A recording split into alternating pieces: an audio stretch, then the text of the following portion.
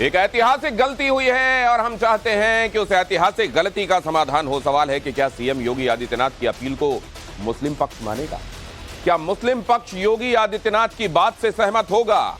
योगी आदित्यनाथ के बयान पर क्या कहता है मुस्लिम पक्ष? आज इस पर हमने मुसलमानों का अलग अलग सेक्ट से एक बड़ा पैनल बुलाया है, जिसमें हम उनकी राय जानेंगे और यह भी जानेंगे कि वो सीएम योगी की बात से कितना सहमत हैं। मुसलमानों के भीतर भी आप जानते हैं कि कई तरह के सेक्ट्स हैं, उनके भीतर भी कई तरह के सेक्ट्स में कई तरह की आवाजें भी हैं। उन आवाजों को आइए सुनने की कोशिश करते हैं। सबसे पहले मैं आपको उनसे परिचित करा दूं। हमारे साथ आज जो मेहमान जुड़ रहे हैं, सबसे पहले तो मैं आपको यह बता दूं कि जो पहली तस्वीर आपको दिखाई दे रही है यहां इन विंडोज में, उसमें विष्णु जैन आपको दिखाई दे रहे हैं। विष्णु शंकर जैन आप जानते हैं इस समय हिंदू हृदय नायक अगर आप उनको कहें तो कम नहीं होगा, क्योंकि जिस तरीके से रिलेंटलेसली ज्ञानवापी मसले में वो अपनी पूरी इंटेंसिटी के साथ लगे हुए हैं, उसकी तारीफ पूरा हिंदू समाज कर रहा है। हमारे साथ जुड़ रहे हैं मुफ्ती वजाहत कासमी, जो कि आपको यहाँ इन विंडोज में ही नजर आएंगे। इसके अलावा हाफिज नूर अहमद अजहरी हमारे साथ जुड़ रहे हैं, जो कि बरेलवी सेक्ट से ताल्लुक रखते हैं, इस्लामिक स्कॉलर हैं। हमारे साथ नाजिया इलाही खान जुड़ रही हैं, जो कि उन्मत्त रसूल मुस्लिम हैं। और इसके अलावा दानिश कुरैशी हमारे साथ जुड़ रहे हैं, AIMIM के तरफ से वो प्रवक्ता हैं। मौलाना अली कौमी, जो कि सिया मुस्लिम स्कॉलर हैं, हमारे साथ इस चर्चा में जुड़ रहे हैं, उनका भी स्वागत करता हूं। और मौलाना मुफ्ती नदीमुद्दीन, जो कि इस्लामिक स्कॉलर हैं और बरेलवी सेक्ट से ताल्लुक रखते हैं, वो भी हमारे साथ इस चर्चा में जुड़ रहे हैं। आप सभी का बहुत स्वागत करता हूं। सबसे पहले तो एक राउंड में ये समझ लेना चाहता हूं कि हर किसी का इस पर रिएक्शन क्या है।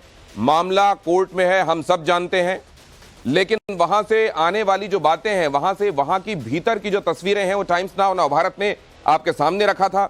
आज ये बात जो योगी आदित्यनाथ ने कही है, वो बात है जो टाइम्स नाउ नवभारत ने आप सबके सामने रखी है। अब सबसे पहले तो योगी आदित्यनाथ के इस बहुत महत्वपूर्ण, बहुत बड़े बयान पर सबसे पहले प्रतिक्रियाएं चाहता हूं मैं। विष्णु जी, आपसे शुरुआत करूंगा। देखिए, मैं माननीय मुख्यमंत्री के इस बयान का बहुत स्वागत करता हूं। और जो पूरे इतने दिन से हम बात कहते चले आ रहे हैं कि ये एक हिंदू मंदिर का भग्नावशेष है, ये जो दीवारें हैं ये कोई औरंगजेब द्वारा बनाया हुआ स्ट्रक्चर नहीं है। अंदर त्रिशूल है, स्वास्तिक है, शिवलिंग जो है वो वजू टैंक में मौजूद है, देवी देवताओं की कटी हुई मूर्तियां हैं। हिंदू मंदिर में सब श्राइन्स को रखने के लिए आले बने हुए हैं। तीनों सेंट्रल डोम के नीचे हिंदू मंदिर के कटे हुए शिखर हैं। वो पूरा परिसर एक हिंदू मंदिर का भग्नावशेष है। ये तो आपने महत्वपूर्ण बात कही है, हमने दिखाया है। लेकिन एक बात तो मैं आपसे ये समझना चाहता हूं कि आप क्योंकि वकील हैं और लंबा तजुर्बा आपका हो रहा है, और आप ही नहीं, आपकी पीढ़ी में दूसरे भी वकील रहे, आपके पिताजी भी वकील हैं। जब कोई मामला सब जुडिस होता है, उस मामले में अगर किसी महत्वपूर्ण व्यक्ति की तरफ से कोई एक बड़ा बयान आता है, तो उसको आप क्या केस को प्रभावित करने वाला समझते हैं? आप समझते हैं कि इस तरीके के बयान दिए जा सकते हैं? देखिए, मैं ऐसा समझता हूं, मेरा लीगल पोजीशन ये है कि इस तरह में इस केस में ऐसा कोई गैग ऑर्डर नहीं लगा हुआ है कि हम और आप इस बारे में संवाद नहीं कर सकते। कोई गैग ऑर्डर नहीं लगा हुआ है। कोर्ट ने कोई मनाही नहीं की है कि नहीं इसके ऊपर कोई बात ना की जाए। इलाहाबाद हाई कोर्ट में भी जब ये मामला था, सुप्रीम कोर्ट में भी जब ये मामला था, तो कोर्ट ने रोक नहीं लगाई है कि इस बारे में बात नहीं की जाए। आज जो केस के फैक्ट्स हैं, जो आज पब्लिक डोमेन में है, जो वेस्टर्न वॉल है, उसके बारे में क्या बात नहीं कर सकते हैं? क्या आज जो वहां पे त्रिशूल मिले, साइन मिले, क्या उसके बारे में बात नहीं कर सकते हैं? और अगर कोई प्रदेश का मुख्यमंत्री है, तो मुख्यमंत्री होने से पहले वो इस देश का नागरिक भी तो है। जो लोगों की जन भावनाएं, जो लोगों के अंदर सच्चाई है, आपने एक बड़ा महत्वपूर्ण पहलू इसमें जोड़ा है, क्योंकि निश्चित रूप से ये उठाया जा रहा है और इस चर्चा के दौरान भी उठाया जाएगा। अब मैं जरा इसको लेकर आगे चलते हुए पहले नदीमुद्दीन जी को इसमें शामिल करता हूं। मौलाना मुफ्ती नदीमुद्दीन, एक ऐतिहासिक गलती हुई है जिसको सुधारा जाना चाहिए, क्या आप स्वागत करते हैं इस बात का? देखिए, वो एक बहुत ही बड़े सूबे के मुख्यमंत्री हैं। माननीय आदित्यनाथ योगी जी को इस तरह की बात करने से बचने की जरूरत है। मामला सब जुडिश है। आपने भी कहा, अहिल्याबाई होलकर ने जब काशी का विस्तार किया था तो मंदिर और मस्जिद को अलग अलग रास्ते बताए थे। उन्होंने भी मस्जिद के अस्तित्व को माना था। 1936 में दीन मोहम्मद के केस में भी अदालत ने उसको मस्जिद माना था। 500 साल से मस्जिद में नमाज पढ़ी जा रही है। किसने तोड़ा? औरंगजेब ने तोड़ा, भी ये साबित नहीं। जो लोग बता रहे हैं कि त्रिशूल है, वो सब उनको अच्छा, एक बात मैं आपसे नदीमुद्दीन जी जानना चाहता हूं कि फर्ज कीजिए कि ये ज्ञानवापी का मसला नहीं होता, कहीं का मसला होता जिसमें आप जो हैं वो क्लेमेंट होते और आप ये कहते कि देखिए अंदर इतनी सारी चीजें हैं और वो ये बता रही हैं कि यहां पर क्या था, क्या आप ये नहीं कहते? और क्या आपका ये दावा जेन्युइन नहीं होता, या इस मामले में क्योंकि आप मुस्लिम पक्ष को रिप्रेजेंट कर रहे हैं इसलिए आपका ये कहना मजबूरी है जो आप कह रहे हैं? नहीं नहीं नहीं, मेरा कहना कोई मजबूरी नहीं है। इसके लिए वर्शिप एक्ट है, धारा 3। सर ये वर्शिप एक्ट के बारे में तो कई बार बात हो चुकी है, उसकी सच्चाई भी आप जानते हैं। विष्णु जी अभी उसकी फिर से हवा निकाल देंगे, यहाँ क्यों नहीं लागू होता वो बता देंगे, लेकिन मैं इसको लेकर अब जाना चाहता हूं आगे। नाजिया इलाही खान हमारे साथ जुड़ी हुई है। नाजिया इलाही खान, उन्मत्त रसूल मुस्लिम आपने अपने आप को इंट्रोड्यूस किया है। पहले तो आप बता दें दर्शकों को ये सेक्ट क्या है, और दूसरे फिर आप मुझे ये बता दें कि इसका आप स्वागत करती हैं नहीं करती हैं? बिल्कुल, योगी आदित्यनाथ जी ने बहुत अच्छी बात कही है, बहुत खूबसूरत बात कही है। 30 पारा कुरान का मैंने भी पढ़ा है, कलमा तैयब मैंने भी पढ़ा है, आम पारा मैंने भी पढ़ा है। Gyanvapi is a Sanskrit word. पूरे कुरान में ज्ञानवापी बोल करके कोई वर्ड ही नहीं है। हाँ, संस्कृत वर्ड है जिसके काफी श्लोक हमने गीता वगैरह, भगवत गीता वगैरह में पढ़ा है। ये कभी मस्जिद हो ही नहीं सकती है, ये मंदिर थी, और जो स्ट्रक्चर है और जितनी भी चीजें दिखाई गई हैं उसके हिसाब से भी ये मंदिर ही है।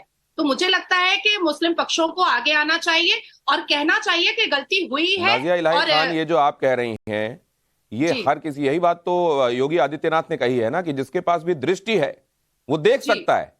मतलब ये सबके सामने है, it is like open and shut.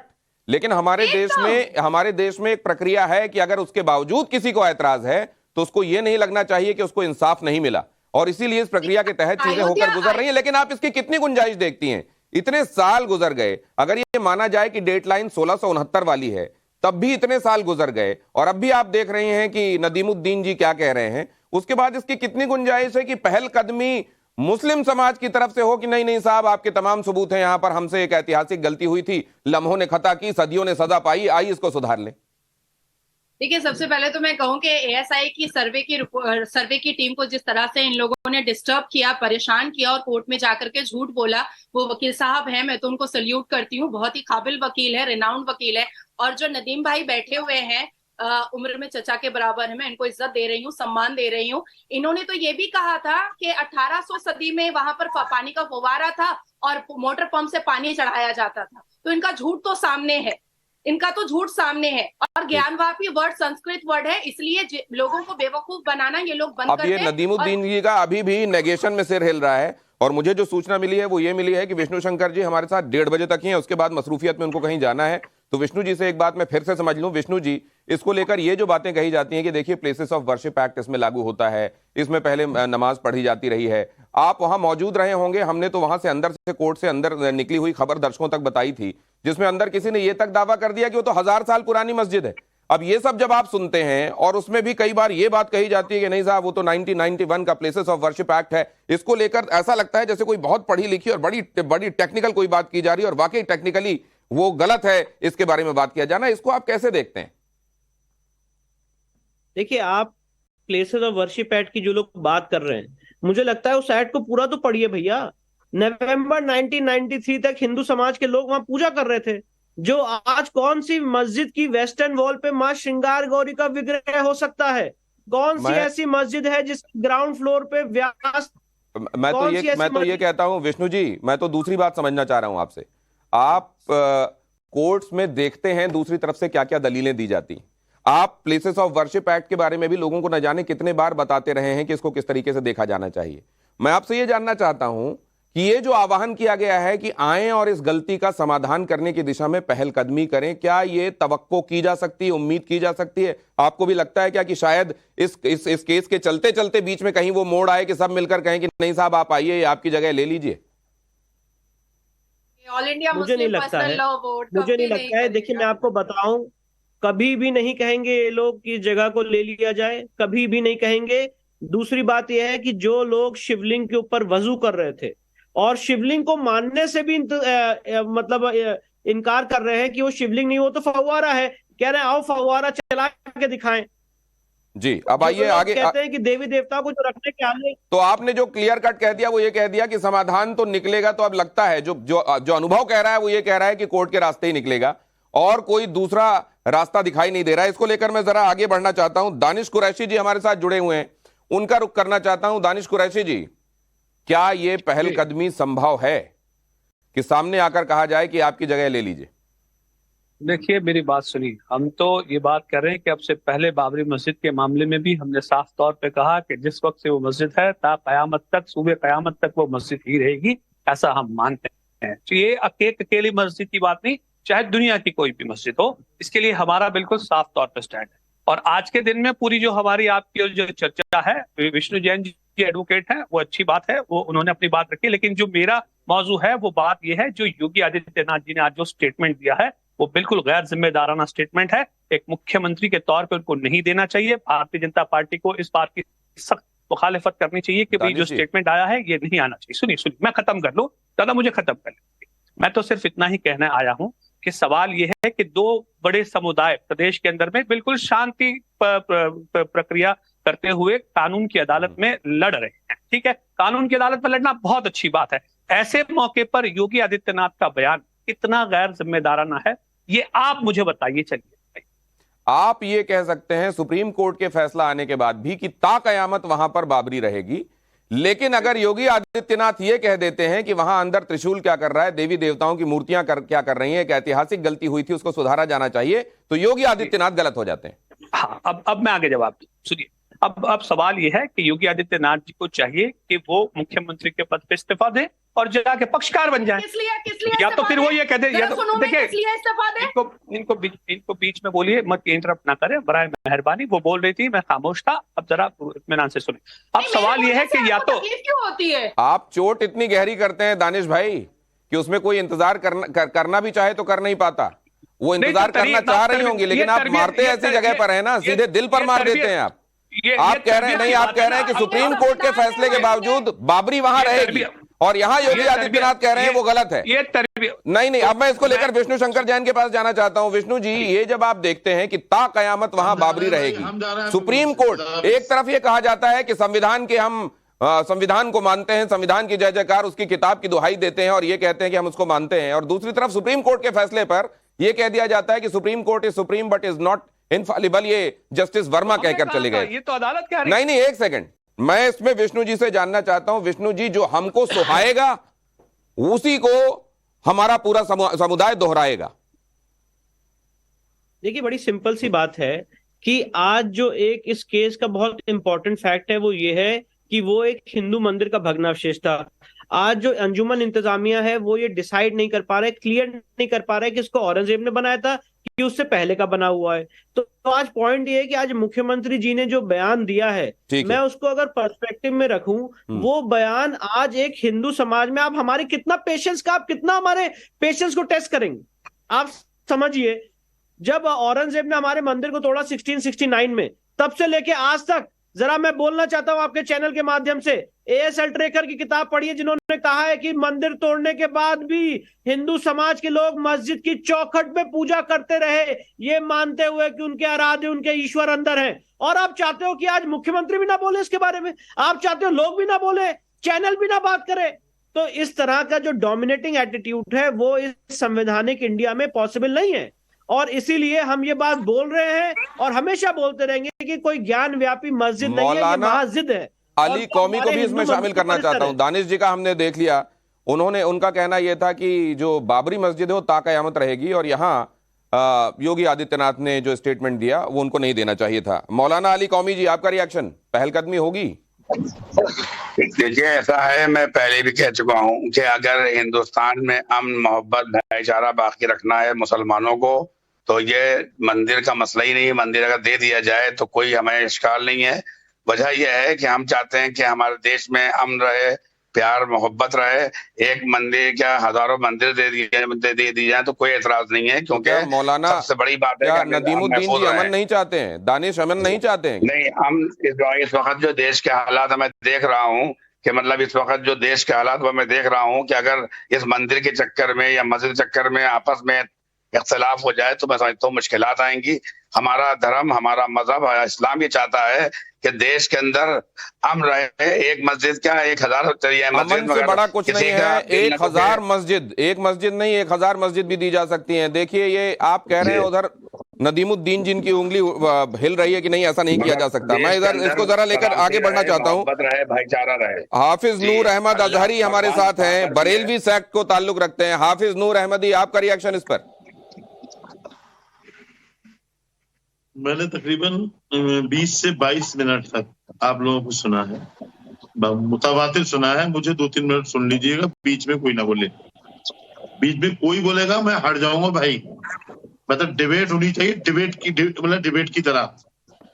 आपने विष्णु जैन जी बहुत अच्छे वकील साहब हैं, आपने बार बार उनसे बुलवाया है, आपने हमें छोड़ रखा है। हम पूरी जिम्मेदारी के साथ ये बात कर रहे हैं कि मुख्यमंत्री योगी आदित्यनाथ जी ने ये कहा है अगर कोई उसको मस्जिद कहेगा तो विवाद होगा। विष्णु जैन जी बताएं कि इसका मतलब क्या है कि विवाद होगा।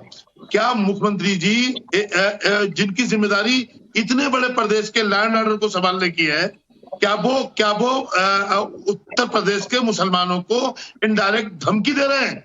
जब ये मामला कोर्ट में है, जब ये मामला कोर्ट सुनना है, एएसआई देख रहा है, क्या योगी जी को, एक वजीर आला को, क्या कोर्ट पर, एएसआई पर भरोसा नहीं है?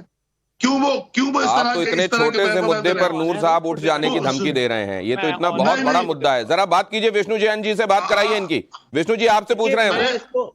देखिए, विवाद का मतलब क्या होता है? डिस्प्यूट होगा। डिस्प्यूट का मतलब होता है जो डिस्प्यूट आज कोर्ट में चल रहा है, खराब होगा। विवाद का आज जो ये शक देने की कोशिश कर रहे हैं, वो कभी भी विवाद का मतलब नहीं हो सकता है। विवाद का मामला आज हम कोर्ट में कह रहे हैं। विष्णु जी बताएं, सुन ले। आप जैसे लोग बाबरी मस्जिद के वक्त भी ये कहते रहे कि बाबरी मस्जिद बाबर ने तुड़वाई है, वो राम मंदिर बाबर ने तुड़वा के और मस्जिद बनवा दी है। क्या सुप्रीम कोर्ट ने, क्या एएसआई ने ये साबित किया था? उन्होंने कहा था कि एएसआई साबित नहीं कर पाया कि मंदिर तोड़कर मस्जिद बनाई गई, और ये आज इसका सबूत है कि मस्जिद तोड़कर राम मंदिर बनाया जा रहा है। ये साबित है। सुन तो लीजिए हाफिज नूर मैं अहमद देखिए अपनी अजहरी, बात रख सुनिए। लेता हूं। आज आप दोनों फैक्ट्स को मिला नहीं सकते। आप भी बहुत ही पढ़े लिखे इंसान है, मैं आपकी बहुत इज्जत करता हूं। अगर आज हम ये कह रहे हैं कि यहाँ पे ज्ञानव्यापी परिसर में शिवलिंग है, आप कह रहे हो फाउंटेन है, तो जांच कैसे होगी? एएसआई द्वारा ही होगी। पर एएसआई जांच से कौन भाग रहा है? आप भाग रहे हो। आज हम कह रहे हैं कि वेस्टर्न वॉल की जांच करा लीजिए, तो जांच के खिलाफ कौन गया? Supreme court. हम गए क्या सुप्रीम कोर्ट? आज अंजुमन इंतजामिया को सुनने के बाद, सर एक मिनट बात सुनिए। आज जो यहाँ पे डिस्प्यूट से मतलब है, डिस्प्यूट से मतलब ये है कि दोनों पक्षों में एक अपनी बात रखेंगे। आप कहते हैं मस्जिद है, हम कह रहे हैं मंदिर है, तो जब तक आप उसको मस्जिद कहते रहोगे डिस्प्यूट चलता रहेगा। जब तक आप इसको मंदिर नहीं मानते तब तक डिस्प्यूट चलता रहेगा, और तब तक हम आर्कियोलॉजिकल सर्वे की मांग करते रहेंगे। अब आप राम मंदिर पे चले जाते हो, अब आप बाकी चले राम मंदिर के सुप्रीम कोर्ट में एजेंडा पढ़िए। सुप्रीम कोर्ट में एजेंडा पे लिखा है कि यहाँ पे हिंदू समाज के लोग सदियों से पूजा करते चले आ रहे थे, और सरयू में स्नान करके भगवान राम के मंदिर को जब आप कोई दर्शन करते हैं तो मोक्ष का लाभार्थी होता है। ये सारी बातें भी राम मंदिर के जजमेंट में लिखी है, पर वो बातें आप कभी नहीं बताओगे। एक तरफा बात बताओगे। राम मंदिर के जजमेंट में ये भी लिखा है कि नीचे 14 कसौटी के खंभे मिले, और वो एक नॉन इस्लामिक स्ट्रक्चर है। राम मंदिर के केस में ये भी लिखा है कि कहते हैं वो एक नॉन इस्लामिक स्ट्रक्चर है, वो नॉन इस्लामिक कंस्ट्रक्शन था। पर ठीक है, आप नहीं मानोगे। मैं तो ये कहता हूं कि ये केस अपने ओन फैक्ट्स पे चलेगा, और इसलिए हम आर्कियोलॉजिकल सर्वे की डिमांड कर रहे हैं। पर डर ये है कि एएसआई अगर हो गया तो और फैक्ट्स उभर के आएंगे, इनका जो झूठ है वो सामने निकल के आएगा। हाफिज नूर अहमद अजहरी, विष्णु जी आप जो कह रहे हैं ना, आवाज ना उठाए, ऐसा नहीं हो सकता इस देश में। विष्णु जी आपको इंतजार नहीं हो रहा है कोर्ट का? इंतजार क्यों नहीं कर पा रहे? आप अगर हमारे शिवलिंग के ऊपर वजू करोगे और हम चुप बैठे रहेंगे, ऐसा नहीं हो सकता। हम आवाज उठाएंगे, हम कोर्ट में लड़ेंगे और अपनी बात कोर्ट के माध्यम से प्रूफ करेंगे। और आप ये सोचो कि आपके डोमिनेशन में हम लोग रुक जाएं और बात भी न करें। ये सनातन समाज अब उस डोमिनेशन को झेलने वाला नहीं है। ये मुगलिया शासन नहीं है, ये इंडिपेंडेंट इंडिया का संवैधानिक इंडिया है, जहाँ पे सवाल ये है हाफिज नूर अहमद अजहरी नहीं कर सकते आप कि कोर्ट भी बर्दाश्त नहीं है, कोर्ट में कोई आए, कोई एक्सपर्ट आए, एएसआई आए, वो चीजों को प्रमाणित करे, उससे भी भागा जाना है। अगर उसके बारे में कोई स्टेटमेंट दिया जाए, उसको भी नागवार गुजरना है, तो स्वीकार क्या करना है? एंकर साहब एक तरफा बोल रहे हैं, एंकर साहब एक तरफा बोल रहे हैं आप। मैं आपसे ये पूछ रहा हूं कि स्वीकार क्या करना है? बोल रहे हैं और आप स्वीकार क्या करना है? मैंने आपसे ये पूछा, स्वीकार क्या करना है? अभी आपने सुना, आपसे क्या करें? आपने ये भी सुन लिया होगा कि ता कयामत वहां बाबरी रहेगी, ये भी आपने सुना होगा अभी इसी डिबेट में। सुन लीजिए मेरी बात सुन लीजिए। आप कोर्ट से जैसे आप भागने का इल्जाम लगा रहे हैं, कोर्ट से भाग करके मस्जिद के इमाम के पास नहीं गया मुस्लिम पक्ष, दारुल इफ्ता के मुफ्ती के पास नहीं गया है मुस्लिम पक्ष कोर्ट से हटकर कोर्ट में गया है, कोर्ट से हटकर कोर्ट में गया है। जिहाद बोला जाता है। इन बागियों को खामोश कीजिए, इनसे बात करना नहीं चाहता भाई। बात मैं विष्णु जैन जी से कर रहा हूँ, वजाहत कासमी अगर हमारे साथ जुड़ गए हो, क्या हमारे साथ वो हैं? वजाहत कासमी को भी लाइए प्लीज, उनसे भी मैं जानना चाहता हूं क्या वो इसको वेलकम करते हैं या नहीं, क्योंकि मुझे अभी यहाँ नजर नहीं आ रहे हैं। वजाहत कासमी हमारे साथ हैं क्या? दिनेश जी मैं एक बात, वजाहत कासमी आ रहे हैं, लेकिन तब तक विष्णु जैन जी अपना जवाब जल्दी से दीजिए प्लीज। मैं एक बात यहाँ पे हाफिज नूर भाई से कहना चाहता हूं, उनसे पूछना चाहता हूं। इन्होंने अभी कहा कि हम कोर्ट पे विश्वास करते हैं, तो भैया ये बताइए, जब honourable mister justice Ravi Kumar Diwakar साहब ने, सीनियर सिविल जज सीनियर डिवीजन ने ऑर्डर पास कर दिया था ज्ञान व्यापी में सर्वे का, आप इलाहाबाद हाईकोर्ट में 21 अप्रैल 2022 को हार गए थे, उसके बाद किसने बयान दिया कि मेरी लाश के ऊपर ये सर्वे होगा? किसने वहां पे नारे तकबीर अल्लाह अकबर के नारे लगाए? किसने वहां पे भारी मात्रा में जो एक समुदाय के लोग थे उनको इकट्ठा किया कि ये सर्वे ना हो पाए? मैं पूछना चाहता हूं, अगर कोर्ट पे विश्वास था तो सर्वे निर्विघ्न रूप से होने देते। देख रहा हूं नजीमुद्दीन जी, आपका इशारा देख रहा हूं, आऊंगा इधर, बात हो रही है आपके पास लौटता हूं। पूरी कोशिश की अपना बल उपयोग करने की, वो धन्यवाद देना चाहता हूँ यूपी सरकार का कि उन्होंने लॉ एंड ऑर्डर को कंट्रोल करके वहां पे कमीशन में जो लोग जा रहे थे। जवाब ले लीजिए विष्णु जी, जवाब ले लीजिए। कमीशन अंदर ना जा पाए और वो वीडियो आपके पास भी है, जब 6 और 7 में कमीशन जा रहा था, पूरा वहाँ पे मैदानी चौराहे से लेके गेट नंबर 4 तक सिर्फ एक धर्म विशेष के लोग थे, प्रदर्शन करने के लोग थे, और ये कह रहे थे कि अंदर जाने नहीं देंगे। इंतजामिया कमेटी हो, वो कोर्ट में नहीं है। नहीं तो विष्णु जी आप उसको कैसे देखते हैं? नहीं विष्णु जी आप उसको कैसे देखते हैं? अभी सीएम योगी आदित्यनाथ जो कह रहे हैं उसको लेकर नूर साहब कह रहे हैं ये तो धमकाने वाला अंदाज है मुसलमानों को, और वो क्या था जिसका जिक्र आप कर रहे हैं? कौन सा? मैं इनसे विष्णु जी अंजी से पूछ रहा हूं कि जहां आप इतने सारे लोगों के जमावड़े की बात आप कर रहे हैं, इतने सारे लोगों की मौजूदगी की बात आप कर रहे हैं जो कह रहे थे मेरे लाश से होकर ये एसआई का सर्वे होगा, वो क्या था? वो धमकाने वाली बात नहीं थी?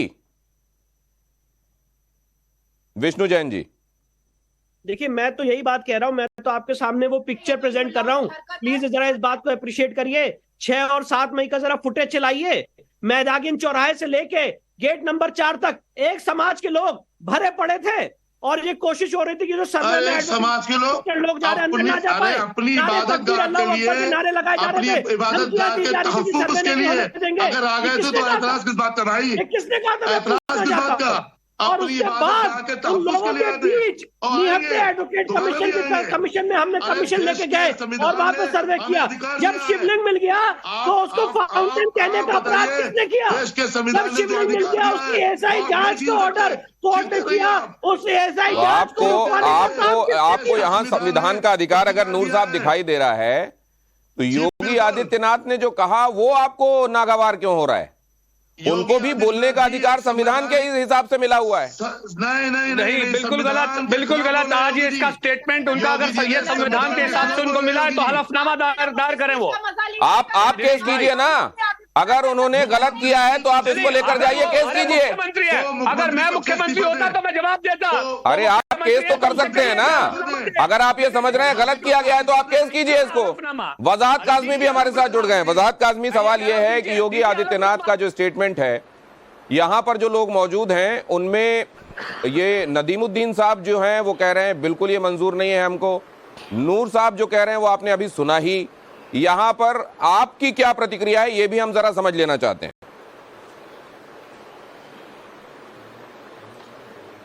देखिए मेरे भाई, मसला ये है कि योगी आदित्यनाथ जी चीफ मिनिस्टर हैं उत्तर प्रदेश सरकार के दूसरी बार, और ज्ञानवापी का काशी मथुरा अयोध्या के मसाइल कुछ नए नहीं है। और आज से पहले चीफ मिनिस्टर उत्तर प्रदेश ने इस तरह की कोई बात नहीं कही। मैं एक बात में एक बहुत सीधा सीधा सा सवाल है, अगर मैंने सफेद कलर का कुर्ता पहना है और मैं कहूं कि मैंने सफेद कलर का कुर्ता पहना है तो इसमें क्या बुराई है? साबित कीजिए आप मेरे उसको, घर में आप उसको साबित कीजिए। मैं कहूंगा वो काला है, फिर आप उसको सफेद को सफेद साबित करने के लिए किसी एक्सपर्ट की मदद लीजिएगा, मुझको उस पर भी ऐतराज होगा। ये मेरा हक है, मैं कर सकता हूं ऐसा। मैं कह रहा हूं कि मेरे घर में मस्जिद के साक्ष्य निकल आए तो मैं जबरदस्ती क्यों करूंगा कि वो मंदिर है?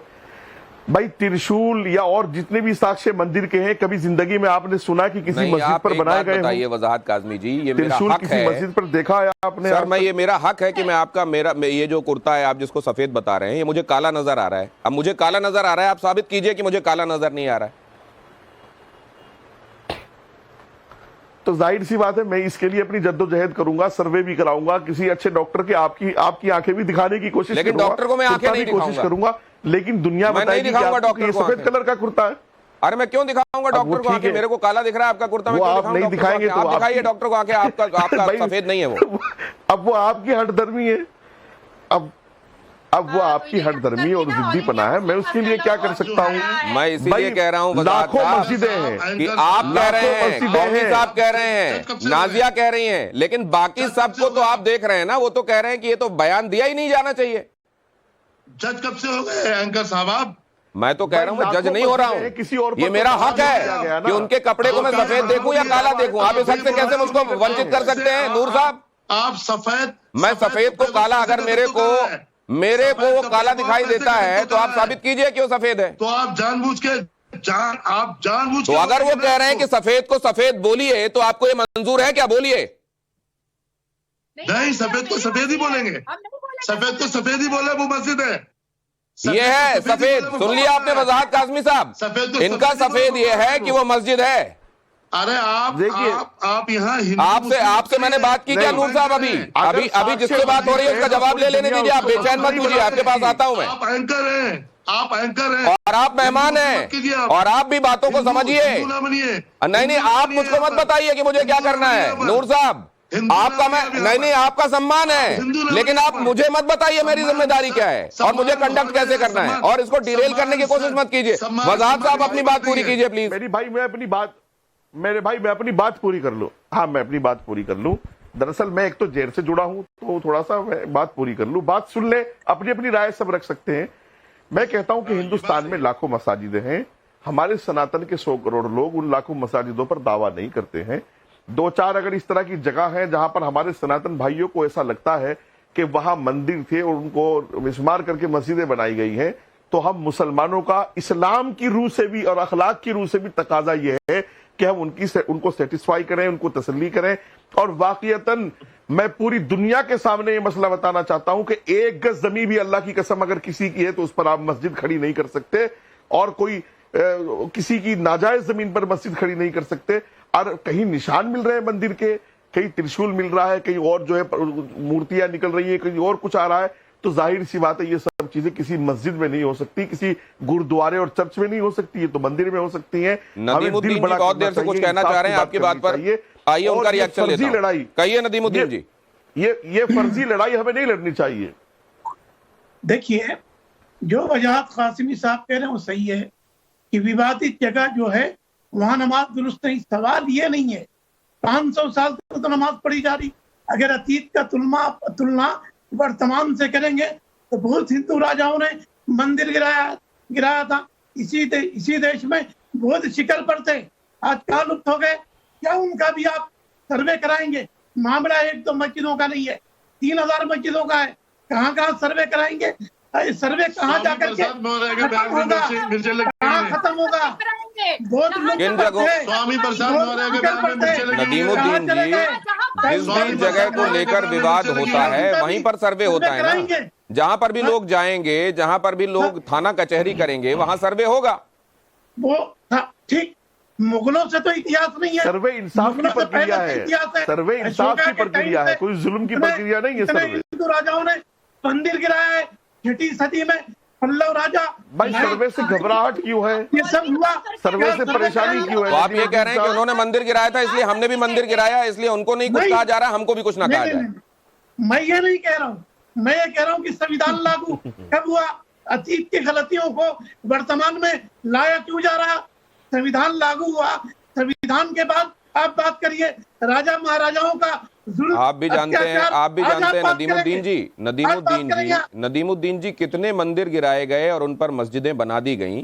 अगर उनकी पूरी फहरिस्त निकालकर हर जगह का हिसाब करने लगेंगे तो वो बहुत बड़ा मामला होगा। लेकिन जिन जगहों पर आप जानते हैं 12 ज्योतिर्लिंगों में से एक जगह है वो, आप जानते हैं कितने महत्व की जगह है वो, आप ये भी जानते हैं कि ऐसा ही इतिहास पर डिबेट करें। नहीं, मैं आपसे बात ये कर रहा हूं कि क्या आप ये समझेंगे कि हिंदू पक्ष की कितनी बड़ी भावनाएं वहां से जुड़ी हुई हैं, या आप उसको कोई भी ऐसी जगह बता देंगे, कोई भी दूसरी जगह का मंदिर करके आप उसका कंपैरिजन कर देंगे, और फिर आप कुछ एक जगहों के एब्रेजन्स, मान लीजिए कहीं पर किसी राजा ने ऐसा किया होगा, कोई सिरफिरा कहीं पे भी हो सकता है, और यहां पर तो क्या किया गया है पीढ़ी दर पीढ़ी मुगलिया सल्तनत की तरफ से, वो आपको बताए जाने की जरूरत है क्या? ठीक, मुगलों से इतिहास है क्या? मुगलों से पहले इतिहास? सर इतिहास की बात ये, आप ये बताइए कि ये स्ट्रक्चर आपको दिखाई देता है जहां ऊपर सफेद डोम है, नीचे बलुआ पत्थर है, नीचे मंदिर का स्ट्रक्चर है, ऊपर उसमें डोम बना दिए गए हैं, जिसकी भी दृष्टि है उसको दिखाई दे रहा है, इसीलिए ये बात कही गई है। ये नकार के क्या आप हिंदू भाइयों के दिलों पर एक तरीके से मूंग नहीं दल रहे हैं? नहीं, हिंदुओं के दिलों पर मूंग दल रहे नहीं है, मगर आपके दिल पर बोला जा रहा है। आप अपने दिल की बताइए और दर्शकों के दिल की बताइए। मेरे दिल में क्या है वो मैं आपसे बात कर लूंगा जब मिलूंगा तो। यहाँ मैं दर्शकों के सवालों को रिप्रेजेंट कर रहा हूँ और आपसे जवाब चाह रहा हूँ कि क्या आप ऐसी बात कहकर जहां कलश है, जहां कमल है, जहां त्रिशूल है, वहां को आप ये कहते हुए कि बहुत सारे मंदिर पहले भी गिरे थे और ये हो गया तो क्या हो गया? नहीं, नदीमुद्दीन जी, अच्छा गप कड़वा थू नहीं होना चाहिए। क्या आप हिंदू समाज की छाती पर मूंग नहीं दल रहे हैं ये कहकर? ये बताइए। ऐसा लग रहा है कि आपके छाती पर मूंग दला जा रहा है। मेरी छाती आपके सामने देख लीजिए, अगर दल रहा है कि नहीं दल रहा है। मामला अदालत में और ये भी आपको दिखाई दे रहा होगा। लेकिन वहां मैं जाना चाहता हूं एक बार फिर से नाजिया के पास। नाजिया, ये यही हठ धर्मिता, ये जो मैं कह रहा था ना कि अगर मेरे को काला दिखाई देता ही है, मैं जिद कर लूं कि मुझको काला दिखाई दे रहा है, तो आप क्या कर लेंगी? अब इसमें ये पहल कदमी का आह्वान कितना सक्सेसफुल होगा? देखिए, हर इंसान की अपनी एक फ्रीडम ऑफ स्पीच की है। आपने कह दिया कि मैंने सफेद नहीं, मैंने काला पहना हुआ है, हम चले जाएंगे उसको जांच कराने के लिए। अब जांच की प्रक्रिया से भी अगर मुझे प्रॉब्लम हो जाएगा तो इसका मतलब है कि मेरे दिल में चोर है, चोर की दाढ़ी में तिनका है। तो ये साफ लफ्जों में समझ में आ रहा है क्या नूर साहब हैं क्या? एक बार सुना दीजिए उनको नाजिया क्या कह रही हैं। हालांकि वो कह रहे हैं ऐसी भाभियों से हम बात नहीं करते, जो सूट नहीं करता उससे उनको वो कोई तमगा दे देते हैं, विशेषण दे देते हैं। वो नदीमुद्दीन जी हो, नूर साहब हो, हर चैनल पे बेइज्जत करते हैं ये लोग। मुसलमान तो जितनी गालियां मुझे देता है भाई वो मैं जानती हूँ और मेरे पास प्रूफ भी और कई केसेस भी मैंने मुसलमानों पे करके रखे हैं। ये ऑल इंडिया तो आज आप अकेली नहीं है नाजिया, इसमें आज मैं भी शिकार बना हूं। जायज कहने वाला कोई भी गवारा नहीं है, ना कोर्ट के भीतर ना कोर्ट के बाहर। मैं धन्यवाद करता हूं आप सभी का कि आप सबने वक्त निकाला और इतने महत्वपूर्ण मसले पर आप सबने बात कही। और क्यों कह रहे हैं योगी आदित्यनाथ ऐसा कि एक ऐतिहासिक गलती हुई है, उसको सुधारने के लिए, संभालने के लिए, समाधान के लिए सामने आना चाहिए। सामने कितने लोग आएंगे, कौन आएगा भी कि नहीं आएगा? इस चर्चा में जो सैंपलिंग हुई है, आपने देखा हर एक सेक्ट से हमने यहाँ मेहमानों को बुलाने की कोशिश की थी, और उसमें अगर आप देखें तो वो लोग जो कह रहे हैं पहलकदमी के साथ हाँ वाकई मामले को सुलझाना चाहिए, वो केवल 2 लोग हैं। बाकी ज्यादातर लोग, इनफैक्ट नाजिया को अगर आप गिन लें तो 3-3 की गिनती हो जाती है। उस हिसाब से आपको लगता है कि हाँ शायद बराबर ही के लोग ये भी कहते हैं कि समाधान होना चाहिए। लेकिन एक्चुअलिटी में क्या होता है, या फिर कोर्ट से ही रास्ता निकलेगा? यहाँ कुछ देर के लिए रुकेंगे, लेकिन आगे बहुत अहम कुछ इंतजार कर रहा है।